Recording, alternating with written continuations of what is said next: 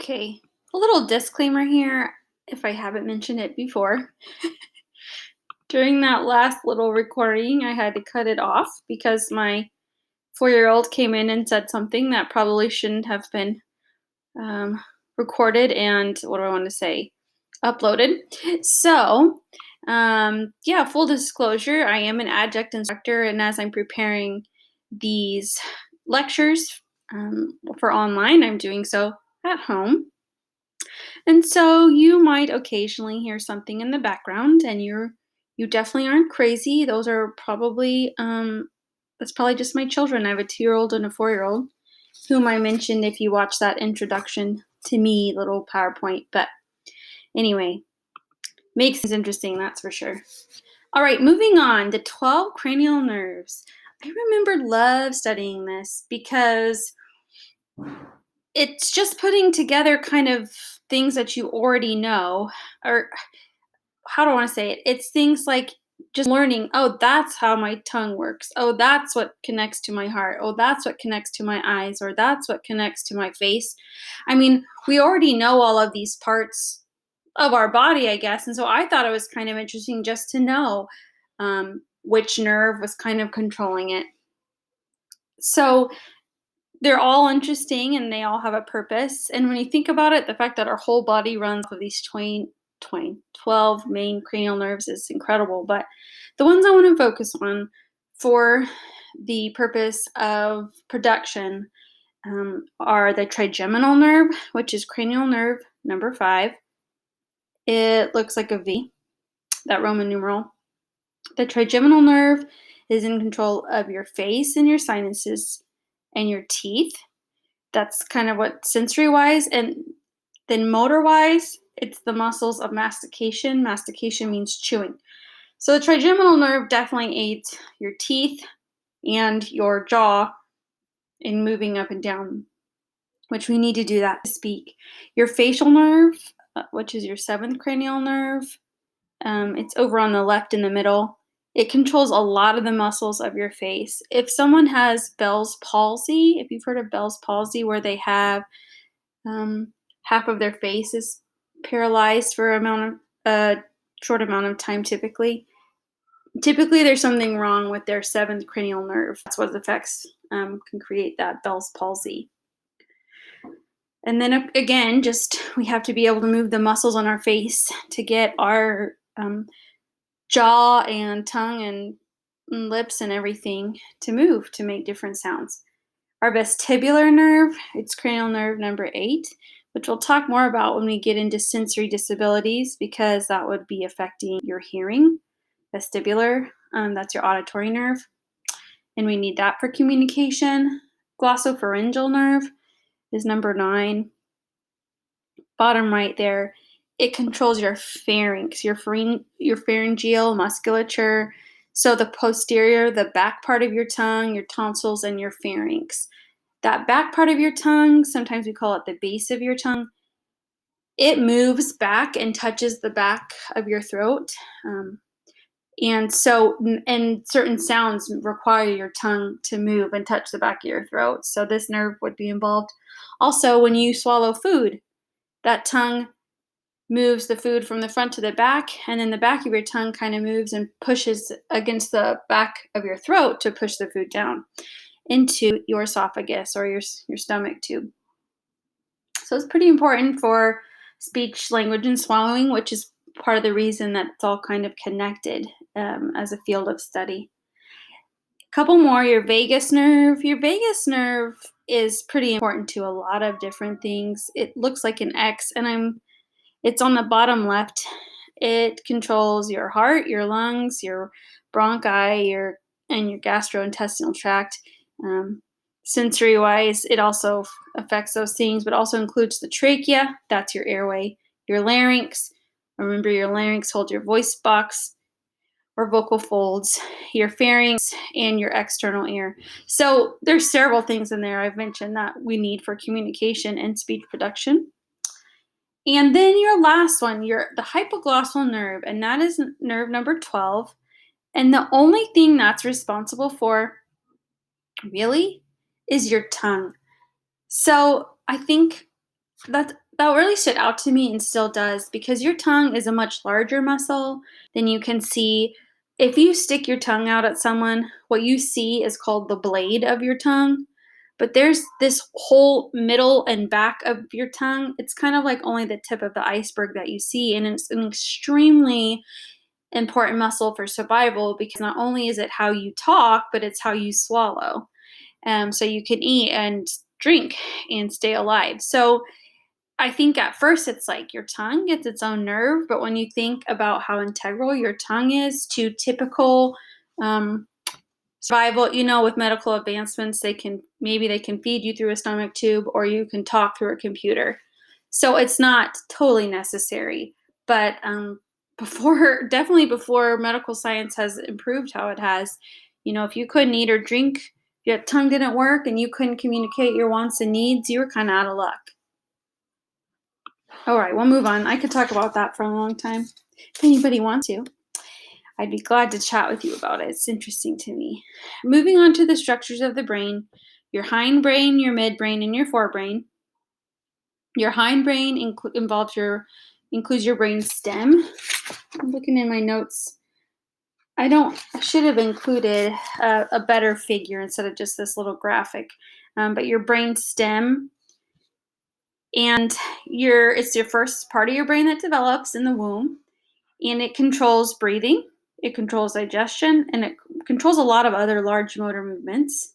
So it's pretty important, if nothing else, for breathing in relation to language, speech development. Your midbrain is what relays info from your brain to your auditory and your visual nerves. So what helps you hear and what helps you see and process that information. Your forebrain is what most people think of as when we talk about the brain, because that is those two hemispheres that are connected by fibers. And that's called your corpus callosum, if you remember.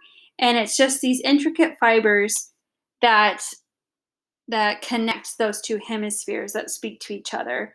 And then within those hemispheres, we have 4 regions of the brain that have unique functions. And you might have heard of them before: the temporal, the parietal, the occipital, and the frontal lobes. Again, the forebrain, specifically the cerebrum, that is what we're going to focus on when we talk about language, because to date, that's where we believe, and that left hemisphere of your forebrain is where language processing, which would include comprehension and production, is occurring. So that's a really important part of the brain when it comes to language, which is why, if you've known anyone with a stroke, or if you know anything about strokes, they're common that people have strokes in the left side of their brain. Um, and when that stroke occurs there, then they lose their ability to speak. They have a lot of issues with speech production. And so, because if that's where a stroke's constantly occurring and that's where language is held, you can see why that's such a common side effect of a stroke. This graphic is showing even more specific areas in the forebrain that we think that these language centers are held. This one up here toward the interior view is the Broca's area. And the one toward the posterior portion is called Wernicke's area. And Broca's area is really, really largely responsible for motor sequences. So that's the area of your brain that helps everything move like it should. Wernicke's area is really more where comprehension and sentence formation, like what the words are in the sentence, comes from. So it's interesting because, again, relating to strokes or maybe traumatic brain injury, a lot of times language disorders that are neuro related to a brain injury of some kind, they're categorized as some type of aphasia, and the 2 most common types of aphasia or language issues are Broca's and Wernicke's. So if somebody has a Broca's aphasia, that means that they might still have their language intact, but the motor movements they need to actually say what they want to is damaged. I mean, that part of their brain that's sending those signals for their tongue and their, jaw and their lungs and everything to do their part, just isn't communicating. And so there's no speech. Wernicke's area is the opposite. It didn't affect the part of their brain where they can move their mouth, but their language is just jumbled. And it's really interesting. So I tried to write some examples of things I've heard. So maybe someone would say, that Smoodle Pinkard and that I want to get him round and take care of him like you want before? And you're thinking, come again? What? They were trying to say, the dog needs to go for a walk, so I will take him out. Again, they said, that Smoodle Pinkard and that I want to get him round and take care of him like you want before? And they were meaning the dog needs to go for a walk, so I will take him out. Wernicke's area is just so interesting. And I can't say, especially since I've been fortunate not to experience him, which one I'd prefer.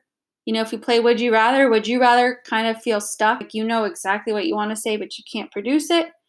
Granted, there are other ways with assistive technology. Or would you like to still have your motor movements, but like no matter what you're thinking, your language is just jumbled. Your sentence formation is all over the place.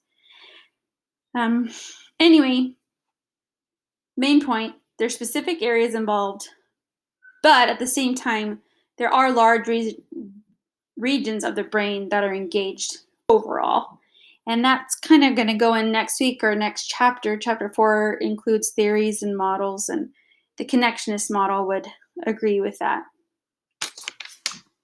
A little more before we get to the model, this connectionist model I just mentioned. There's a lot more to comprehension and production of speech than just talking, I guess, or just the motor movements of speech. And so I know a very simplistic way I explain speech, and it still holds, is that speech is what you say. There's still more than just your mouth moving to produce speech, and that would be your midbrain relaying information that they heard to these different to these different areas of your brain, and then the motor movements happening, moving from kind of that comprehension and sentence formation to the Broca's area where it tells you how to say it, like the motor movements, through that parietal lobe where the motor strip is held. And then your muscles move and your lungs move to force air. And then that's when you actually speak. So it's incredible to think of the rate that all that happens just in split seconds. All that happens. I mentioned, I know we get more into theories next week. We'll get some into these models actually this chapter. So forgive me for that error. But as we kind of move from just this physical basis to the cognitive basis of language.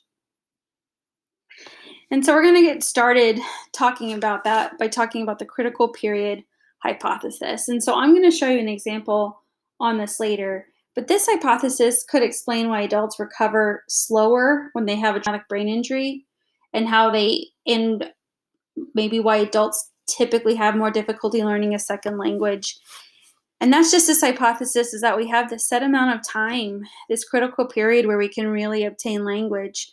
And after that, it's pretty darn difficult, if not impossible. And so there's lots of research. I should say, it's hard to have a lot of research in this area. There's lots of interest in this area, but the only way to really know that is to almost deny a subject. If we're going to say this critical period ends at age 12, it's not ethical to deny a certain trial group any kind of language interaction or intervention before age 12, right? Like just isolate them, that'd be neglect. So the only things we have to study are these individuals, these rare occurrences, thankfully, where that happens. There's a very famous person named